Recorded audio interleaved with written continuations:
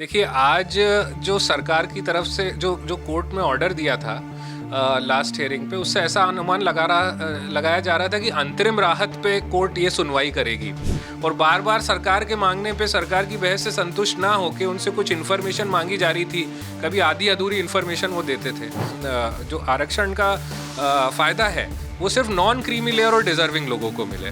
GAD विभाग की ओर से जो स्पष्टीकरण पेश किया गया है वो कोर्ट का ये क्वेश्चन था लास्ट हियरिंग पे। तो उस याचिका के लंबित रहने के दौरान आप जो ये नए रूल्स लाए हैं तो इसमें कहाँ ओवरलैपिंग हो रही है? मध्य प्रदेश के तमाम शासकीय अधिकारियों कर्मचारियों की नज़र आज मध्य प्रदेश हाईकोर्ट की मुख्य पीठ जबलपुर की तरफ थी, क्योंकि आज मध्य प्रदेश में पदोन्नति में आरक्षण के विषय पर सुनवाई होनी थी। पिछली सुनवाई में सरकार से ये जवाब हाईकोर्ट ने मांगा था कि उसकी नई प्रमोशन पॉलिसी पुरानी प्रमोशन पॉलिसी से किस तरह से डिफ़र है और नई प्रमोशन पॉलिसी कहीं सुप्रीम कोर्ट के गाइडलाइन का या पूर्व आदेश का वायलेशन तो नहीं करती है। कि स्पष्टीकरण मांगा गया था। आज सुनवाई हुई और क्या कुछ हुआ है, इस वक्त मेरे साथ अमोल श्रीवास्तव साहब हैं, सपाक्स की ओर से आप अपीयर हुए थे।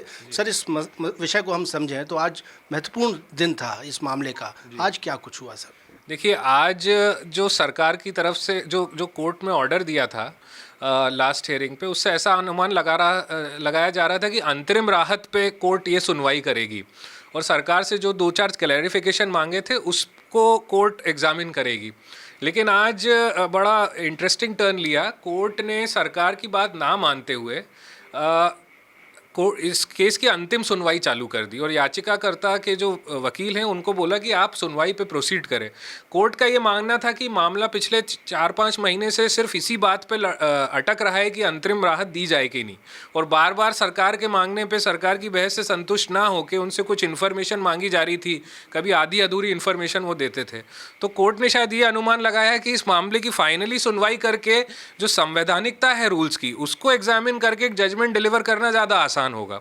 तो आज कोर्ट ने इसकी सुनवाई चालू करी है और करीबन 1-1.5 घंटे तक याचिकाकर्ता के जो वकील हैं उनको सुना गया और समय का अभाव होने के कारण लंच तक हमको सुना गया और उसके बाद अब ये मामले 28-29 तारीख को लगाए। तो आपकी ओर से जो 1 घंटे तक जिरह पेश की गई है, इसमें क्या आपने पॉइंट आउट किया है?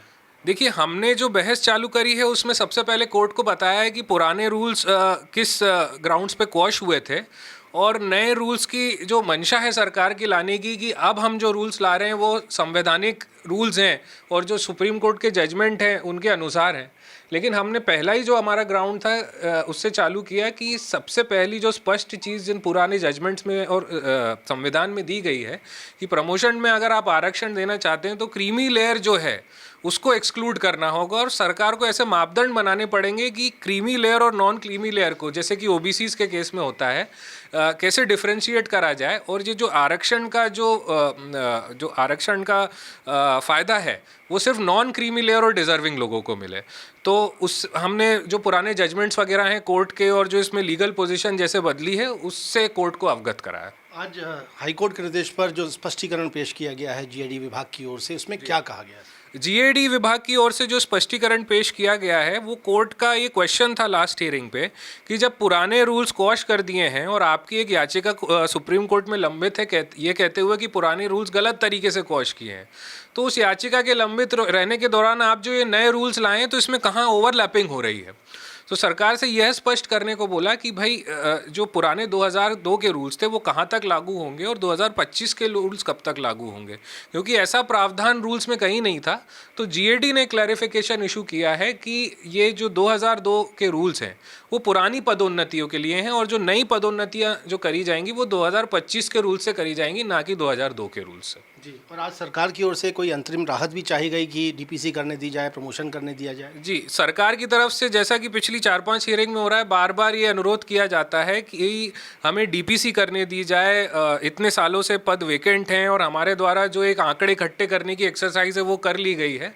तो इस पे कोर्ट ने पूछा कि आप संवैधानिकता तो पहले उसकी दर्शाइए तभी हम उसको परमिशन दे सकते हैं। इस पे जो कोर्ट ने उनको ये निर्देश दिए कि जो आपकी आंकड़े इकट्ठे करने की एक्सरसाइज है वो आप कर सकते हैं और अगर आप चाहें तो वो कोर्ट के सामने प्रस्तुत करें एक सील्ड कवर में आंकड़े, जिससे कोर्ट ये अनुमान लगा ले कि पदोन्नति में आरक्षण देने के लिए आपके पास उपयुक्त कारण भी हैं कि नहीं। तो ऐसे निर्देश कोर्ट ने दिए हैं या फाइनल ऑर्डर में ये चीज़ आती है कि नहीं, बट ओरली कोर्ट में ये वार्तालाप हुआ था।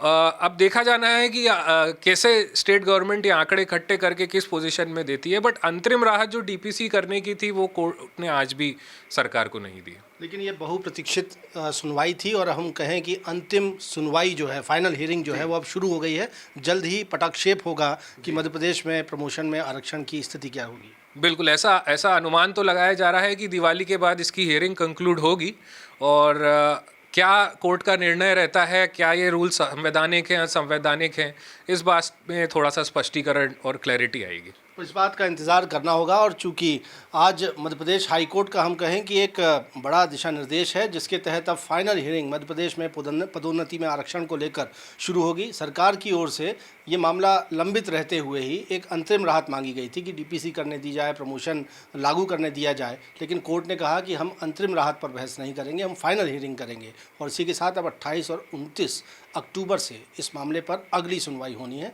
फाइनल हियरिंग शुरू कर दी गई है और उम्मीद है कि जल्द ही मध्य प्रदेश में प्रमोशन में आरक्षण का भविष्य सामने आएगा। कैमरामैन सतीश सराठे के साथ विजेंद्र पांडे, IBC 24 जबलपुर।